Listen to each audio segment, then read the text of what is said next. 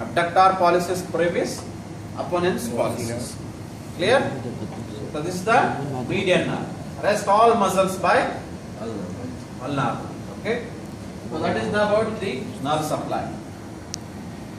So now let's look into the vessels which are present in the hand. What's the time? 10 minutes. Okay. So arteries, you don't go to the slides, I'll just explain it very simple. So all know you have two arteries, right? What are they? Ulnar artery, radial artery.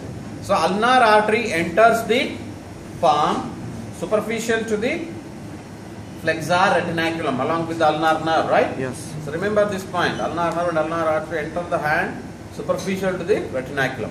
Immediately after its entry into the palm towards the hypothenar eminence, it divides into two branches. One is the superficial branch and one is the deep branch. The superficial branch, they run, see, similarly the ulnar nerve also. Ulnar nerve also runs to the hand superficial to the, what is that? Flexor retinaculum, and it also divides into superficial and deep branch. Superficial branch supplies this 1.5. Okay? So, and even it supplies one subcutaneous, I forgot to tell you one more muscle in the hypothenar eminence. That is subcutaneous, just below the skin. Okay? So if you do your hand like this skin creases is due to a muscle, that is the palmaris brevis. I forgot to tell one more hypothenar muscle which is subcutaneous, just below the skin. Okay, that is palmaris brevis. Palmaris brevis. Okay, so that is supplied by superficial branch, whereas deep branch runs deep along with the deep branch of ulnar artery, supplying all other muscles. Okay, so now the superficial branch of the ulnar artery,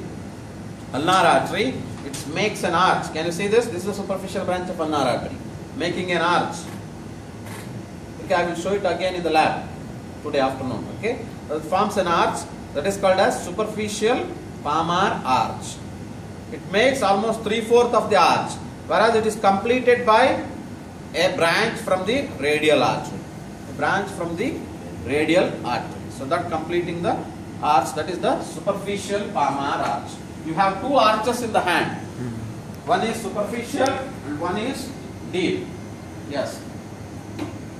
I will just explain this diagram, you will understand it. So this is the thumb, this is the little finger, right? So this is the ulnar artery. Okay? It has entered, you forget this. This is the anastomosis around the wrist. Okay? So it has entered the hand and divided into a superficial branch which is making an arch. See here? Okay? And a deep branch. This is the deep branch. And this is the bigger superficial branch. So this is making an arch, and this arch is completed by a branch from the radial artery. They continue together. A branch from the radial artery. So much contribution to this superficial palmar arch is by ulnar artery.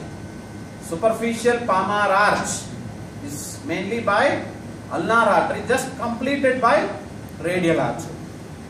Because 3/4 of it is done by the ulnar, whereas only completed by the radial artery branch. Okay? This is the superficial palmar arch. So now the deep palmar arch. This is the deep palmar arch. That means deeper after removal out of all the tendons and all. Not here. So you can see here. It's not. It's only the nerve is shown here. I will show you in the lab. No problem. So deep palmar arch. This is the deep palmar arch.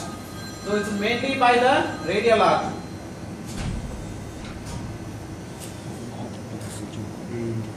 Mainly by the radial artery. See here, radial artery has entered at the wrist region. It is giving one branch, superficial branch, which runs in the palmar side and then completes the superficial palmar arch. Whereas the rest of the artery, as I said, it winds around the radius, runs in the snuff box, goes to the dorsal side, pierces the first dorsal interossea and then goes to deep, again in the front. See here, this is shown in the dotted line. Why it is shown in the dotted line? Because it is going behind. Did you follow? Radial artery here, it gives one superficial branch which completes the superficial palmar arch, whereas rest of the artery runs back and then pierces here and then again comes back deep, forming deep palmar arch. The deep palmar arch is mainly by the radial artery, completed by the deep branch of ulnar. Am I clear? So deep palmar arch is mainly contributed by radial artery, superficial palmar arch by the ulnar arch. Clear? And now see these arches.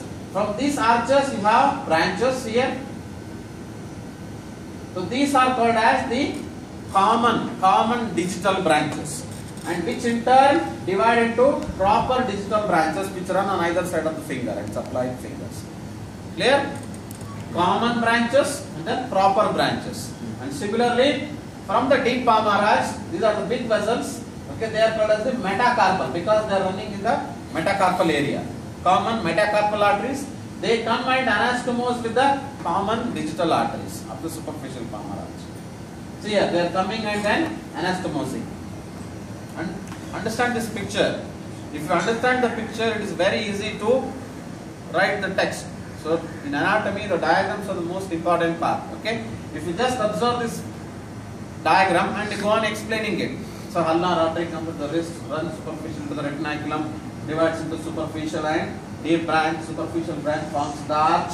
There is a superficial palmar arch completed by the superficial branch from the radial artery, and the deep palmar arch mainly by the radial artery and completed by the deep branch of the radial artery. Branches from the superficial palmar arch, like that. Go on explaining it. You have common digital branches which divides at the web between the fingers into proper digital branches which supply the fingers. These common digital arteries are anastomosed by common metacarpal arteries which are coming from the deep palmar arch. That's it. That is about the arterial supply of the hand by superficial and deep palmar arches. Superficial palmar arch, ulnar artery completed by radial artery, and then deep palmar arch by radial artery completed by deep branch of ulnar artery. Okay. So along with that, the radial artery, it gives one more branch here. These digital branches are only for mainly this medial 3.5, whereas one artery is from radial. See here, separate artery which is supplying your the thumb and even the index finger. Princeps pollicis we say. Arteria princeps pollicis. Arteria princeps pollicis, which supplies the lateral side of the index and the thumb. A separate branch from the radial. Okay? So that's about the vessels. And nerves, as I already told you, I already explained even in the forearm lecture also. So, ulnar nerve enters the hand, superficial to flexor retinaculum, dividing into superficial and deep branch. Superficial branch supplying 1.5 both on the palmar side as well as the dorsal side. Okay. So deep branch supplying all the muscles in the intrinsic. Intrinsic muscles except all those mentioned. And the median nerve enters the hand deep to retinaculum within the carpal channel. There it divides into superficial and deep branches. So what that is called, even called as the recurrent branch we say. It runs back. So which supplies the thenar muscles, and superficial branch, the palmar cutaneous branch supplying 3.5. And even the distal phalanx on the dorsal side. Whereas radial nerve, no muscles. Radial nerve, only the superficial branch comes here, okay, which supplies dorsum of the hand, that is the 3.5, except the distal phalanx, 3.5. Observe this picture. This is the area of territory of the median nerve, yellow, and this is the ulnar nerve, and this is the radial nerve. So one more picture I will show you. So this is the area of radial nerve. See here, 3.5 except the distal phalanx. It's supplied by median nerve. Same ulnar nerve both on the medial dorsal side as well as the palmar side. Okay, so this is about the nerve supply. I repeat again. Median nerve supplies all thenar except adductor, pollicis, and first and second lumbrical. Rest all are supplied by ulnar nerve.